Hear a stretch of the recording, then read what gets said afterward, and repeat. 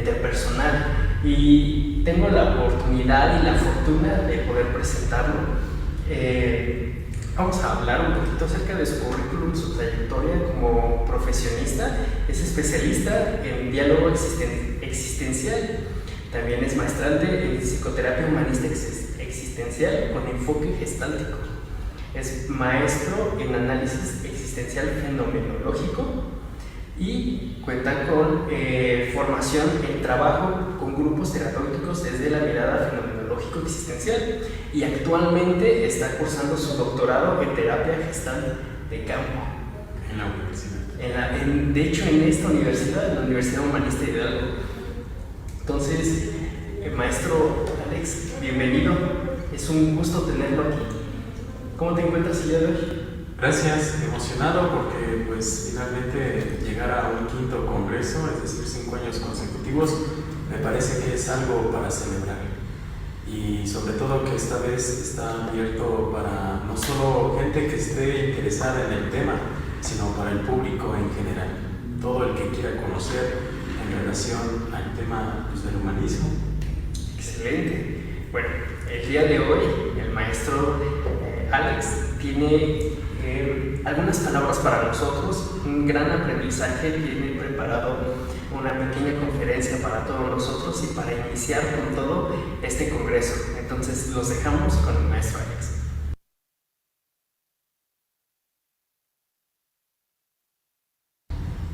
Hola, bueno, me parece que cada siglo ha tenido su enfermedad o su malestar del tiempo o de la época. En el siglo XIX, por ejemplo, la histeria era ese mal. Para el siglo XX, la depresión.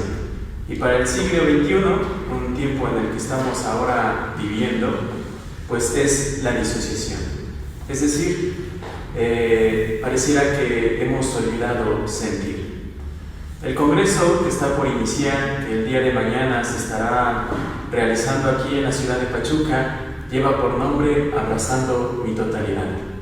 Y sin embargo, ¿cómo es que podemos abrazar mi totalidad si no me atrevo también a mirar quizás esa sombra y esa parte oscura de mi existencia? Y es algo de lo que les quiero compartir el día de hoy. Seguramente alguna vez se han sentido cansadas o cansados, y pareciera que es como el malestar común de nuestro tiempo. El cansancio es más común en nuestra vida que en nuestras actividades cotidianas. Aún incluso aunque me levanto por muy tarde o intento dormirme temprano o intento descansar, tomarme varios días de descanso, incluso hasta a lo mejor unas vacaciones largas, el cansancio sigue presente en mi experiencia. Bueno, ¿por qué pasará esto? El cansancio, algún filósofo llamado Byung-Chul Han refiere que se debe precisamente a que vivimos un tiempo en donde la positividad nos está rebasando. Es decir, aunque me siento con cierto malestar, aunque hay en mí cierto cansancio, no me doy el permiso para contemplar. No olviden esa palabra, contemplar lo que está pasando en mí. Me siento cansado, pero no me atrevo a mirar de qué me siento cansado. Sí, tendemos a tener una rutina, y quizás esa rutina se convierte en una actividad cotidiana. Por ejemplo, te levantas por la mañana, 5 de la mañana, empiezas tu día, te lavas los dientes, si tienes tiempo te bañas, y si no, pues nada más te vistes, y si te da tiempo desayunas y preparas tu lunch. Si no te da tiempo, sales rápido de tu casa porque seguramente tienes que estar en punto de las 7 o de las 8 para iniciar tu jornada laboral. Llegas al trabajo y aunque te presentas con una actitud positiva, con buenos días y con ganas de trascender, en el trabajo no siempre se comparte la misma positividad, o a lo mejor lo hace cada quien a su manera. Lo cierto es que el trabajo debería de ser un lugar en donde nosotras la pasemos bien, y no siempre es así. Siempre hay hasta cierto punto una exigencia. la exigencia del deber y del hacer. Cumplimos la jornada, sea como sea, la terminamos. Y por la tarde, si tenemos tiempo, vamos al gimnasio, vamos a tomar un café, o llevamos a los hijos al taekwondo, o nos vamos a pintar el cabello, o hacer las cosas que podamos hacer para nosotros, si nos da tiempo. Para que llegada la noche, cerremos la actividad, haciendo las cosas que tenemos que preparar para el día siguiente. Y entonces te vas a descansar, dándote cuenta que ya pasa de la medianoche. Y a lo mejor hasta ni siquiera a las 8 horas o las 6 mínimo te das el tiempo de descansar. Estamos atrapados en una monotonía.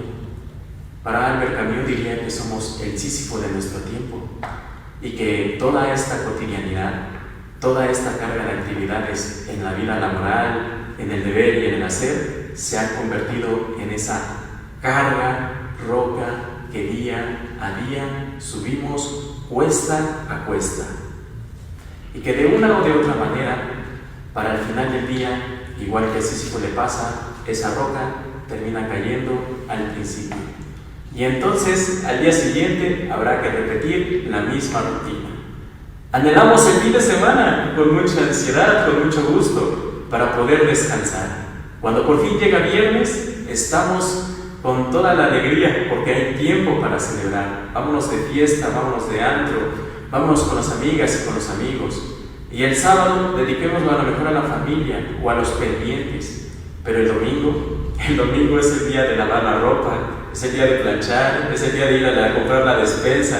¿Para qué? Para repetir la misma monotonía. Qué cansado, ¿no lo crees? Esto, llevándose a cuesta durante muchos años, tiende a llevarnos a sentir que no tiene sentido nuestra existencia, o incluso también a cuestionarnos si no estamos como en alguna especie de estancamiento, como si de repente le hubiéramos perdido el sabor a la existencia misma. Y claro, repetir una y otra y otra y otra y otra vez la misma dinámica hace que perdamos la novedad en nuestras vidas. Ahora, no solo es este un malestar de nuestro tiempo, vivimos desde que el hombre tiene conciencia con la pregunta de si tiene sentido o no tiene sentido esto que estoy viviendo, que estoy sintiendo, incluso hasta la vida misma. Es un precio que se paga por ser seres conscientes. Y como tal, no se trata de abrazar solamente las cosas positivas en nuestras vidas. También habría que mirar eso que está pasando en nuestras sombras.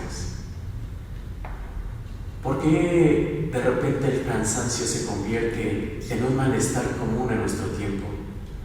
Bueno, el malestar podría ser un mero síntoma de algo que no se ha ido desde el siglo pasado, y es la depresión. Solo que la depresión no la miremos como un término clínico, y sí como la palabra misma nos lo puede deducir: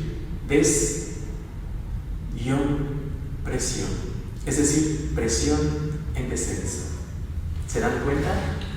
Estamos día a día yendo hacia abajo con nuestro cansancio. David Le Breton dirá: poco a poco estoy desapareciendo. Es una forma de desaparecer. ¿Y a qué se refiere con una forma de desaparecer? A que mi capacidad creativa desaparece, a que mi capacidad de asombro desaparece, a que mi capacidad de sentirme a gusto y a lo mejor hasta satisfecho con lo que sea que esté haciendo y consiguiendo no se da. Entonces, puedo hoy recibir un aumento, puedo hoy recibir la oportunidad de trabajar en algún otro lugar, puedo estar con la mujer más hermosa que haya podido estar conmigo, y aún así no me siento satisfecho, porque de una o de otra manera pareciera que siempre vamos en busca de más y de más, perdiéndonos del momento.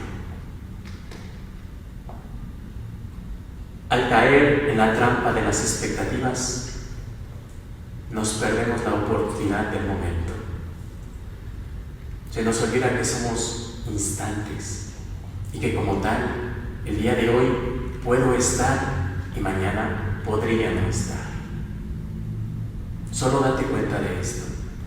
Sea donde quiera que estés ahorita en este momento, donde sea que te encuentres, es algo que estás viviendo de forma irrepetible y que la persona que está ahí contigo, la persona que te acompaña, incluso a la distancia, está contigo, pero también tú estás contigo. Pero lo interesante es, estando contigo y estando con los demás, ¿cómo te relacionas? ¿Te relacionas desde el cansancio? ¿Cómo serían entonces nuestros encuentros? Seguramente, ¿cómo estás respondiendo con un clásico bien? Y entonces cerramos las conversaciones muy rápidamente, perdiéndonos la capacidad de conocer el mundo de posibilidades que hay frente a nosotros, como el mundo de posibilidades que soy yo mismo y yo misma. Pero descuida, esto nos está pasando a todos y es algo como consecuencia de una sociedad en donde el consumismo y también esta era digital pues nos está rebasando. De una o de otra manera, todo el tiempo es avanzar rápidamente, rápido. Salgamos un poco a las calles y veamos cómo la gente maneja muy rápido. Súbete a la combi o al autobús y va muy rápido. Hay como una necesidad inmediata de querer llegar rápido al lugar donde quiera que queramos llegar. Y eso es un reflejo de cómo es que estamos viviendo. Queremos alcanzar rápido las cosas. Un título universitario antes tomaba 4 o 3 años formarte. Hoy puedes hacerlo en 1 año y medio. Hoy puedes echarte un curso en YouTube o a buscarte una asesoría en cualquier red social y de repente ya te dices ser un especialista. Es como si de repente la inmediatez se convirtiera en una necesidad en nuestra existencia. Pero la sabiduría y el conocimiento no llegan de esa manera. No podríamos, como nos invita nuestro Congreso, a abrazar una totalidad si estoy incompleto. ¿Y cómo es entonces que me complemento? Eso es lo más difícil, ya que existencialmente solo lo haré cuando muera. ¡Qué dilema! Porque entonces, ¿cuál es el sentido de buscar abrazar mi totalidad? Bueno, la Gestalt diría una cosa a la vez. Vámonos una por una. Abracemos la totalidad de cada una de nuestras experiencias, una a la vez. Y entonces no se trata de ver una totalidad general, y sí singular, particular. Abracemos nuestra totalidad. Nuestra totalidad es aquello que estoy siendo en este momento. Porque eso que estoy siendo en este momento dice mucho de algunas, si no es que muchas certezas que habitan en mí, pero que a veces no les hago caso, las ignoro, las guardo y las cargo. En Gestalt se le llaman asuntos inconclusos.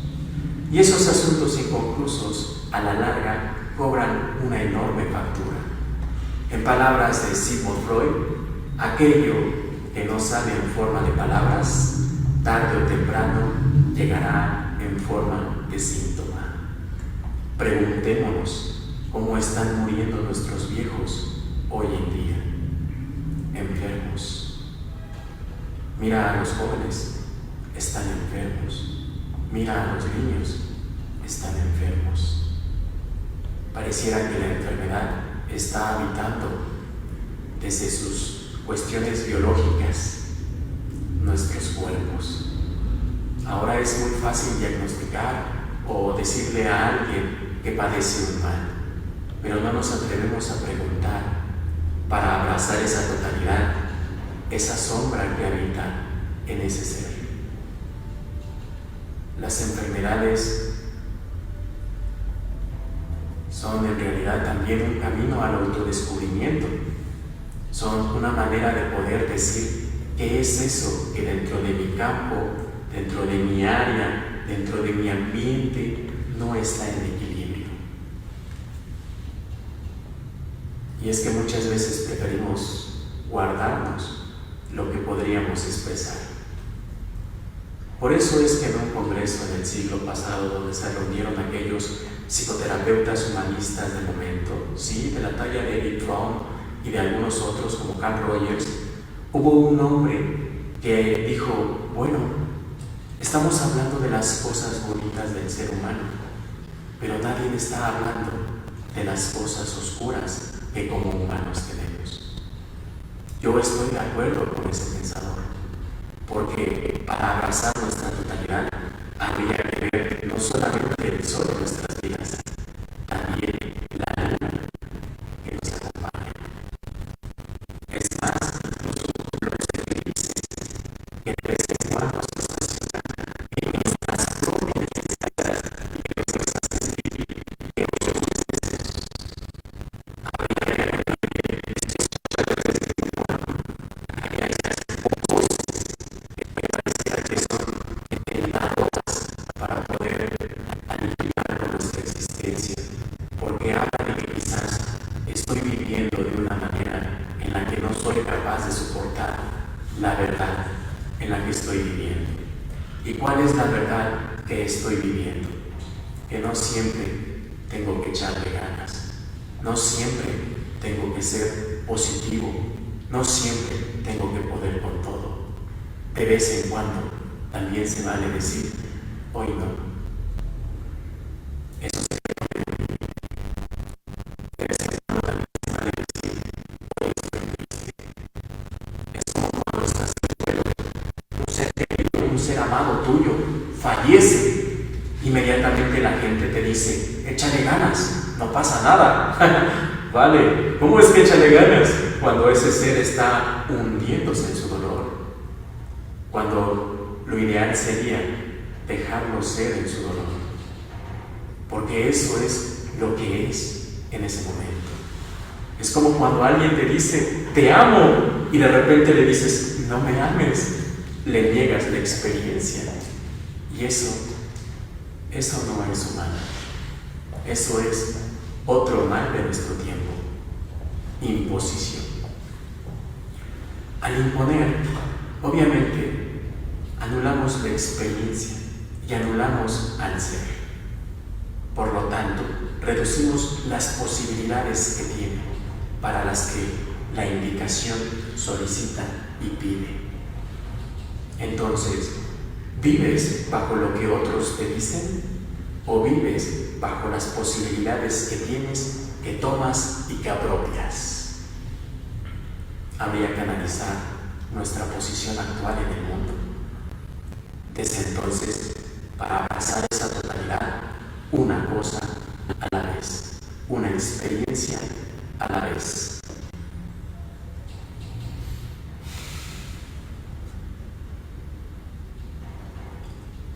La depresión no solamente es que sea una forma de desaparecer de sí, o que, por así decirlo, tengamos ahí el descenso.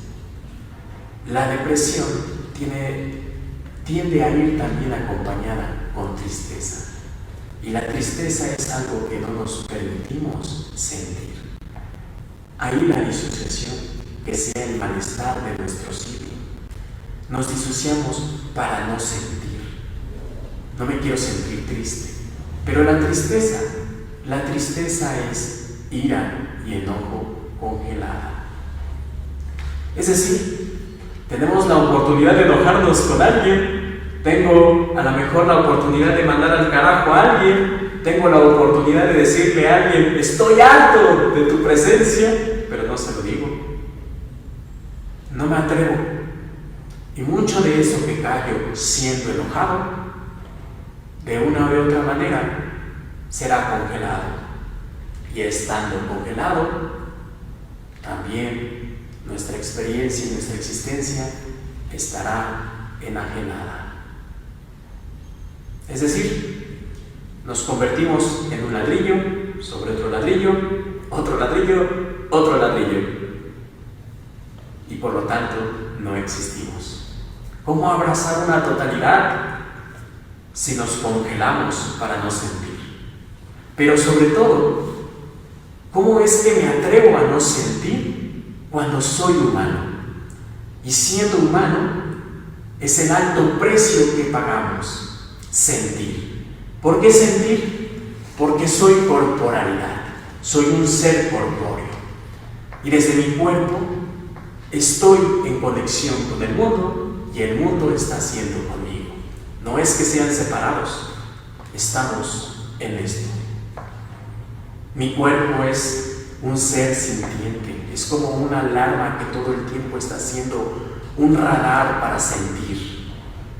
El detalle es que todo de eso que sientes en el día te atreves a recibir.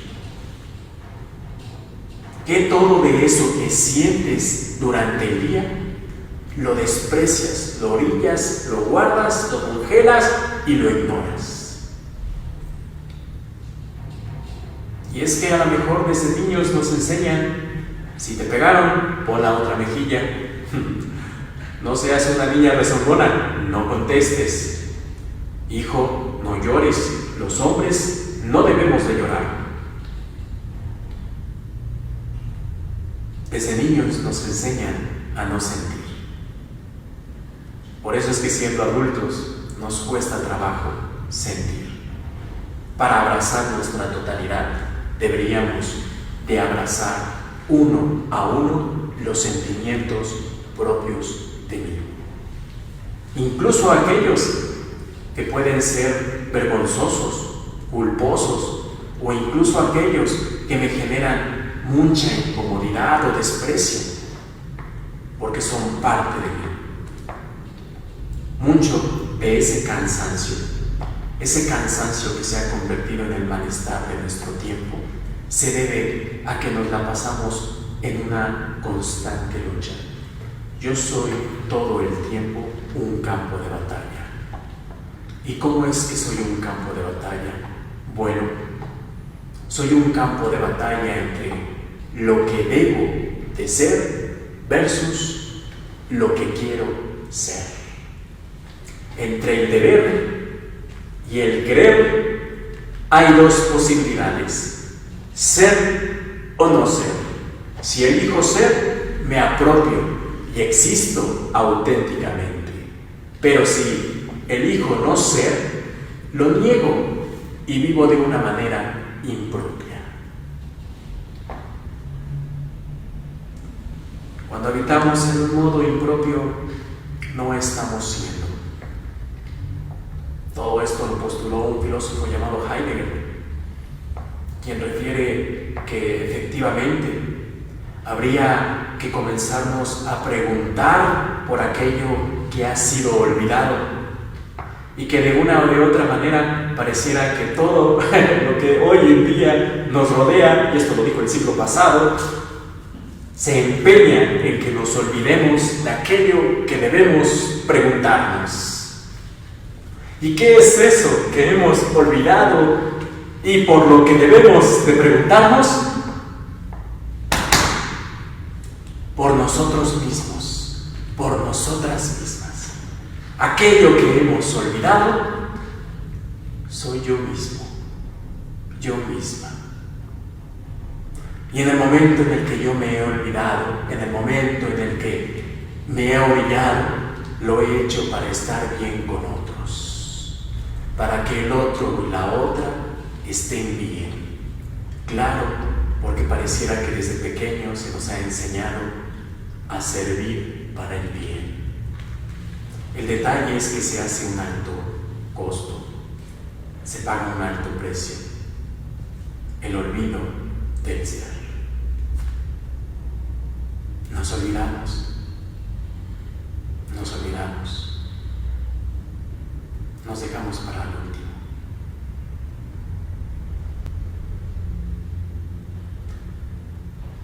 Yo he visto este congreso, yo he visto la formación que he tenido en esta universidad como la oportunidad de darme ese espacio para pensar en mí.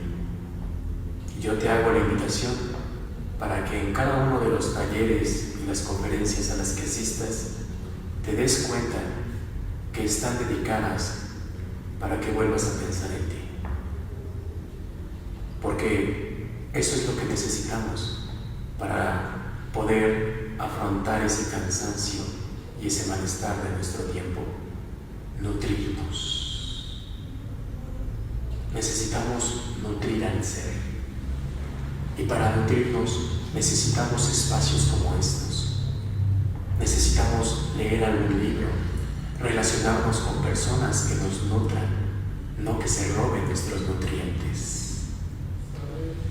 Necesitamos relacionarnos y acercarnos y estar con más personas con las que podamos sentirnos nutridos y nutridas, y que especialmente también nos demos cuenta de que eso que me nutre me construye, y aquello que me construye podría con el tiempo destruirme, pero significa que también es la oportunidad de que pueda nutrirme desde otros lados, desde otros lugares. Yo nazco en un espacio, he sido arrojado en un lugar. El mundo es inmenso, las personas son infinitas. Cada día nacen más niños y niñas, ¿no? Entonces, pareciera que no hay para dónde pare el crecimiento de la humanidad. Podemos llegar a conocer a más personas, podemos llegar a conocer más lugares, podemos llegar a relacionarnos con otros entornos, de tal manera que nos permitan nutrirnos. Pero para hacerlo, hay que atrevernos a existir, hay que atrevernos a salir de ese pequeño espacio en donde me encuentro encerrado.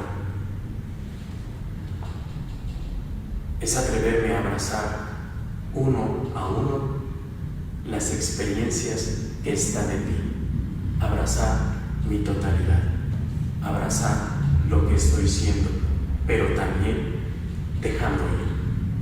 Lo curioso de un abrazo es que nos une por un momento, pero al momento de abrazar también tengo que soltar.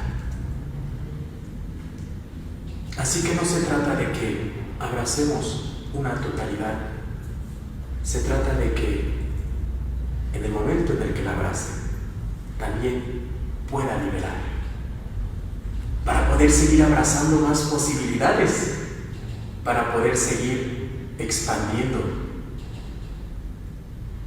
las posibilidades que hay en la vida.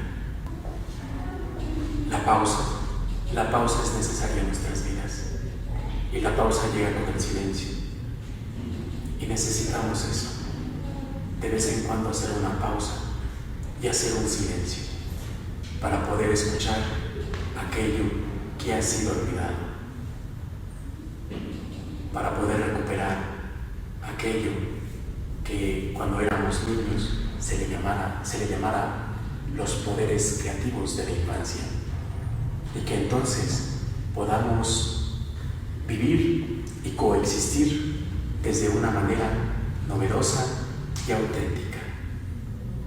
Bienvenidas y bienvenidos a este 5º Congreso de Potencial Humano, abrazando mi totalidad. Mi nombre es Alex Bravo. Gracias. Pues, excelente, maestro. Muchas gracias por darse el tiempo de estar con nosotros.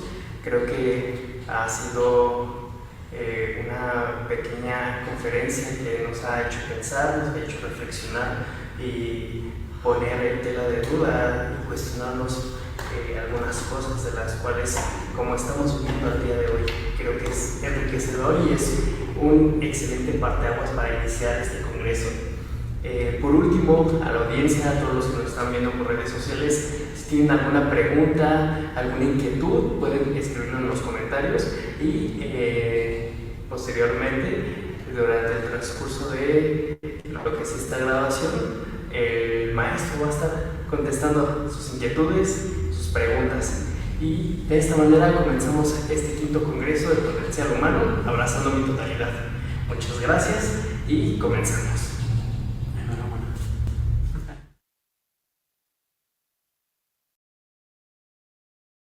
Buenas noches. Ahora sí, completamente en vivo para todos los que nos están siguiendo en nuestras redes sociales. Muy interesante la charla que hemos tenido con nuestros licenciados de que conlleva el club de los hermanos. Hemos podido expresar un fondo de niños de los estudiantes y nos gustaría iniciar con una gran pregunta. Que en contexto cuando estaba escribiendo esta pregunta o cuando estaba anexando de los comentarios, la rutina puede ser positiva. Y entonces, nunca hemos tenido, o en mi experiencia, la oportunidad de pensar desde el otro lado. Pero uno de nuestros oyentes así lo hizo. ¿Y usted cree que esta rutina pueda llegar a ser positiva en algún momento? Cuando se habla de una rutina positiva, estamos otorgándole quizás algún valor bueno y malo. Entonces, si nos vamos por el lado de las artes marciales, claro que es positiva la rutina. Si nos vamos por un deportista de alto rendimiento, quien se prepara para unos Juegos Olímpicos, claro que la rutina es importante. Veamos, por ejemplo, a una figura como Cristiano Ronaldo, que es una rutina en todos sus entrenamientos, en su dieta, en sus hábitos, incluso en su forma de vivir. Y su rutina, ¿dónde lo ha tenido? Es uno de los mejores deportistas élite del mundo. Kilian Jornet, un corredor de montaña, quien no es alguien que se dedica a la rutina, no diría que fuera algo positivo, pero él lo dice, tengo que seguir una serie de ejercicios que si no los hago, no lo permitirían ser el gran corredor que es.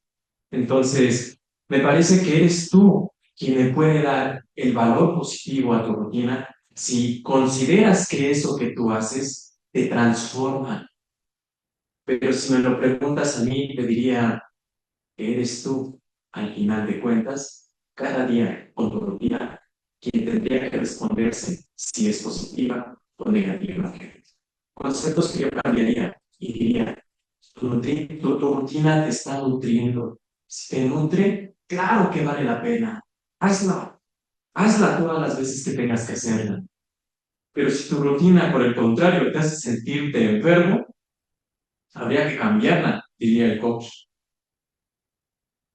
Espero haya podido responderte. Muchísimas gracias, maestro Alejandro. Fuerte esta pregunta para algunos. Seguimos recibiendo más preguntas, más comentarios adelante. Y una de las preguntas que nos hacen también nuestros seguidores es, hablabas de que a veces podemos llegar a estar rotos, congelados, desconectados en algún punto. Esto nos puede llevar a una depresión, a una tristeza. Pero ¿cómo podríamos hacer propias nuestras decisiones y hasta qué punto podemos entender en qué momento ya no son nuestras decisiones? Wow. Bueno, ahí se tocan dos puntos. ¿En qué momento son mis decisiones y en qué momento no lo son? Existencialmente hablando, todo el tiempo lo son para ti. Y hacemos con, con la libertad de elegir. Y Sartre, un filósofo francés, diría que aún incluso aunque diga que yo no elijo, estoy eligiendo no elegir. Por lo tanto, elegir o tomar decisiones es algo que forma parte de nuestra existencia. Es inevitable no poderlo hacer. ¿Sabes? Las decisiones, las elecciones que tomamos en nuestra vida son libertad, pero al mismo tiempo son algo que nos construyen. A lo mejor estoy interpretándote mal. Claro que hay decisiones que no nos gustaría que nos correspondieran, porque a lo mejor implican un gran peso en nuestra existencia, una gran responsabilidad. Pero ¿qué crees? Entre más difícil sea la decisión que tomes, aunque más dolor te cause esa decisión, más te va a construir. Entre más decisiones difíciles tome la vida, habrá un crecimiento como no lo habrás tenido antes. Quizás por eso alguna vez alguien dijo que las decisiones forjan nuestro carácter, forjan nuestro espíritu. Finalmente, cuando yo decido, elijo para mí, pero al mismo tiempo también podría elegir para los otros. Pero al final de cuentas, siempre es para mí. Cada vez que elijas, te ganarás más y más a ti. Muchísimas gracias, maestro. Una pregunta más. Creo que mi vida es como una adicción que no puedo parar. Vives con ansiedad. Tu mente siempre está pensando en lo que hará. ¿Cómo puedo frenar esto? Híjole, pareciera que me acabas de leer a mí. Mi vida es una adicción en estos momentos de mi vida. También es un mundo de ansiedad. Y quienes me conocen, llevo un periodo de crisis. Sin embargo, sabes, eso es lo bello de la existencia. Porque la ansiedad es a lo mejor una señal de decirte que hay algo que se está postergando. Podríamos entender la ansiedad como un conjunto de pensamientos que se están acumulando y que de vez en cuando debemos de hacer una pausa en nuestras vidas, ya sabes, para contemplarnos.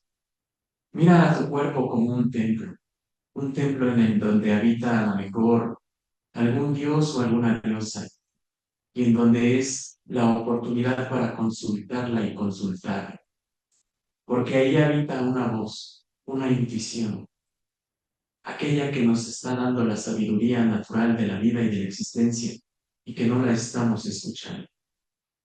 La ansiedad es una señal de que hay que moverse, pero también de que no me quiero mover. ¿Tú qué decides? Muchísimas gracias, maestro. Una pregunta más. Sé, un momento en tu conferencia nos hablabas, nos mencionabas que a veces las personas pueden decir te amo, pero yo no quiero amarte, o yo no quiero que me ames.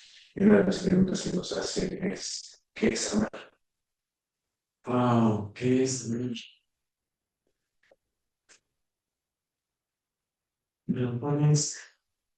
Esa pregunta es muy difícil. Nos daríamos una clase de filosofía sobre el amor. ¿Qué es amar? Algunas teorías dirían que es aceptar incondicionalmente. Algunas otras teorías dirían que amar es aguantar, soportar, sacrificio. Ya sabes, ponerte sobre el otro.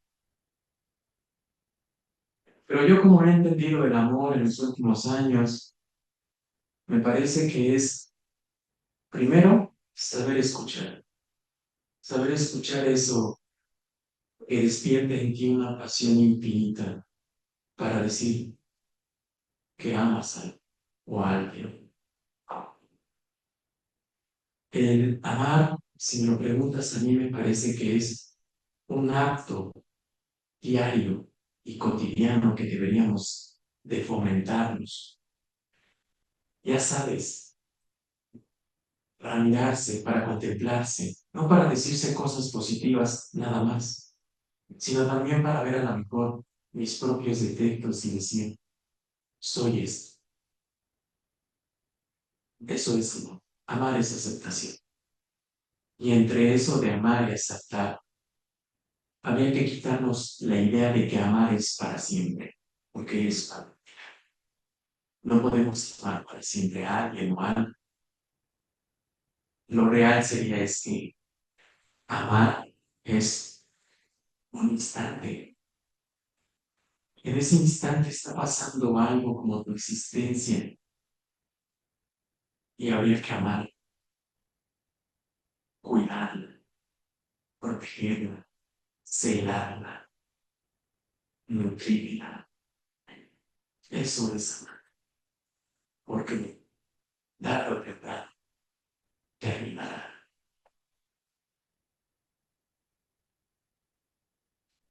Muchísimas gracias, maestro. Una pregunta más. También durante tu charla nos hablabas de que la sociedad nos ha llevado a congelar nuestros sentimientos. ¿Cómo podemos abrirnos para permitirnos abrazarnos nosotros mismos y abrazar los sentimientos que hemos conocido o que queremos.